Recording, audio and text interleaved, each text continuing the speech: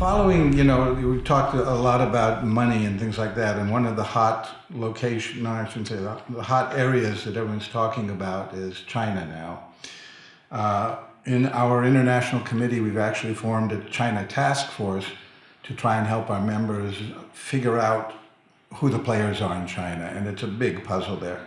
But Ellen has worked in that part of the world and runs Village Roadshow over there, stationed actually, lives in Beijing, so knows a lot about it. But Ellen, so you see people coming over, producers coming over there chasing I'll call it the dollar, I think it's the Huang or something? The renminbi. The renminbi, yes, which goes up and down. Yes. How has that played out over the years? Your company, obviously an Australian company that set up shop there. How does that play out? And do you find what I've seen that a lot of the players coming up are not, well, how do I put this, are not versed in the way we do business?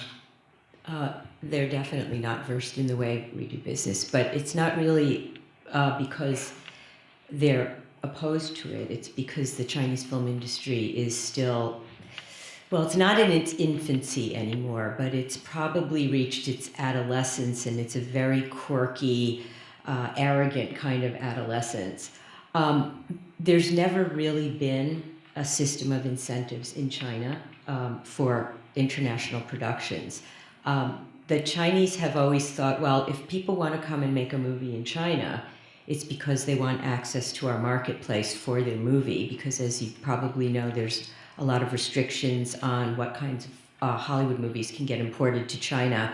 And there's also different economics in terms of film rental for movies that are co-produced in China as opposed to Hollywood movies that come into China. And so they've basically said, well, if you want to make a movie in China, you have to have a shooting permit, which means we have to examine your script, which means that you lose full control of the creative to begin with, which is a little bit daunting, although over the years it's gotten better because China has now realized that they're already a player on the world stage, but they don't have movies that are of export quality for the most part. So censorship is getting easier because the Chinese are becoming more pragmatic about what makes a marketable and entertaining film.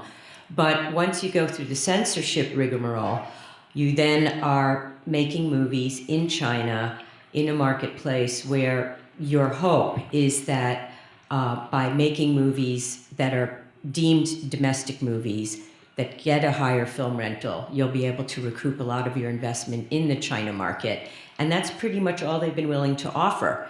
And everything else that you would hope that would exist in a film industry, does not. For example, there are no banks that provide completion bonds in China. There's no E&O insurance available from Chinese insurance companies. There are no film commissions in any of the cities. So when you're scouting for locations in China, you're really on your own. You don't necessarily know what you're going to have to pay for different things because there's no rate cards. So you have to be very embedded in the industry, or else you have to work with producers who have been there for a long time, who know where the right locations are, who know what the pitfalls are, and you just have to work with them in full partnership. It's very, very difficult to just helicopter in there and do something. Now, that's the bad news. The good news is that the Chinese box office is huge, and it's set to surpass the box office in North America next year.